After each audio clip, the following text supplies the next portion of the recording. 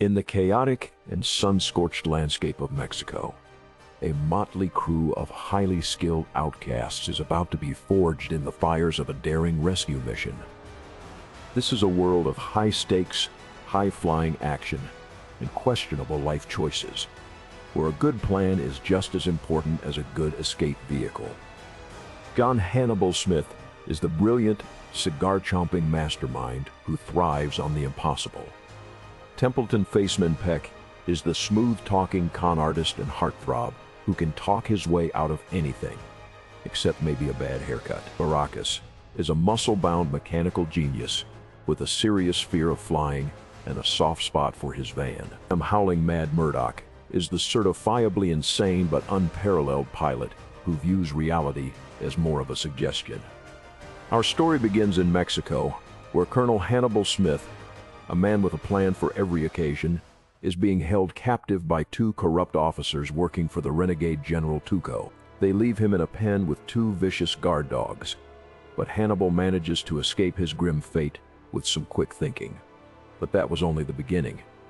His comrade, the always dapper Face, has gotten himself into a spot of trouble by charming Tuco's wife, and now he's facing a rather unpleasant demise. Hannibal, a man who believes in no one getting left behind, sets out to rescue him. He enlists the help of disgraced Ranger B.A. Baracus and his modified GMC Vandura. B.A. isn't thrilled about the detour, but he's no match for Hannibal's persuasive charm. With their souped-up van, they tear across the desert to Tuco's ranch, arriving just in time to save Face from his grisly end. With the rescue complete, the three men find themselves on the run from a very angry General Tuco. On their way out of Mexico, they make a quick stop at a nearby army hospital to pick up the final member of their team, the eccentric and certifiably insane pilot, Murdoch. The newly formed A-Team, forged under fire and on the run from an enraged general, finds themselves in a high-octane aerial dogfight with Tuco's forces. They engage in a dizzying sky battle with Tuco in a medical chopper, and in a moment that B.A. will never forget, and frankly will forever resent, they have a terrifying near miss. In a masterful move, Hannibal lures Tuco's helicopter into American airspace, where it's immediately shot down by a U.S. F-22 Raptor. It turns out that some problems can be solved with a little help from the U.S. military. Flash forward 8 years. Now an elite, well-respected Army Ranger unit with over 80 successful missions under their belts, the A-Team is a finely tuned machine. They're called on by a CIA agent named Lynch, who informs them that Iraqi insurgents have stolen U.S. Treasury plates used to print $1 billion in counterfeit money. Lynch offers them a job: steal the plates and the cash back. Just as Hannibal is about to agree, DCIS Captain Charissa Sosa, Face's ex-lover, arrives on the scene. She warns the team to stay away from the plates and out of Baghdad. But despite Sosa's warnings and the advice of his commanding officer, General Morrison, Hannibal takes the job in an unofficial Black Ops mission. The mission is a roaring success. The team recovers both the plates and the money. They return to base to meet Morrison, but the celebration is short-lived. A catastrophic explosion destroys the container with the money and Morrison's Humvee, killing the general. The plates are stolen by a private security firm called Black Forest, led by a ruthless man named Brock Pike. The team has been set up. With Morrison gone, the A-Team is arrested, dishonorably discharged, and sentenced to 10 years in federal prison. 6 months later, a still incarcerated Hannibal gets a visit from Lynch, who tells him that Pike is planning to sell the plates on the black market. Having tracked Pike from his prison cell, Hannibal strikes a deal. He and his team will recover the plates in exchange for a full pardon. Lynch agrees, and with a drug-laced cigar to feign his death from a heart attack, Hannibal is on the run. With his new deal and a fresh start within reach, Hannibal breaks out Face from a military prison, a feat he accomplishes by pretending to be a removal man and stealing the tanning bed Face is in. Then, with Face's help, they intercept a prison bus to break out B.A., ripping off the back door in a stunning display of pure brawn.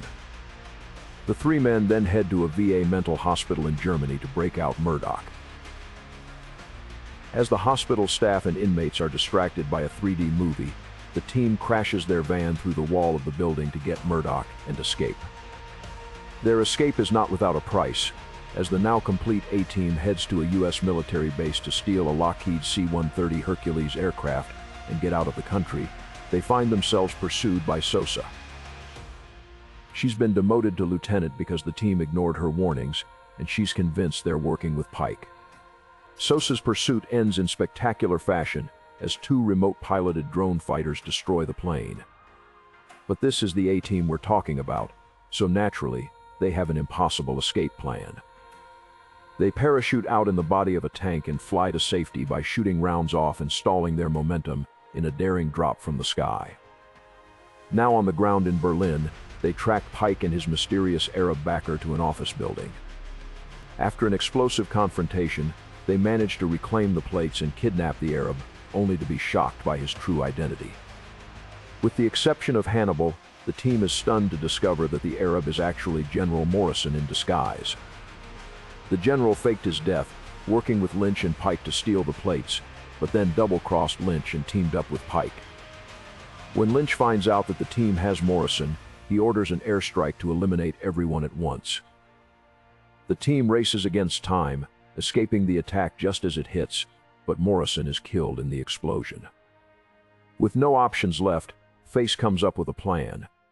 Hannibal, knowing Lynch has tapped Sosa's phone, calls her and sets up a meeting on a cargo ship at a downtown LA dock, promising to hand over the plates and Morrison in exchange for the team's freedom. Face then calls her on a second untraceable phone he had given her earlier. At the docks, Lynch and a newly re-enlisted Pike set up a trap, but this is exactly what Face was expecting. The A-Team sets off an elaborate series of diversions to split up Lynch's forces, forcing him to get his hands dirty. The plan almost goes haywire when Pike fires a rocket, nearly destroying the ship, but BA takes him out. Lynch finally tracks down Hannibal and a hooded Morrison and shoots the hooded figure in the head. Before a vicious fistfight ensues, Hannibal gets the upper hand until Lynch grabs his gun. Just then, the container they are in is lifted, revealing Sosa and dozens of federal agents.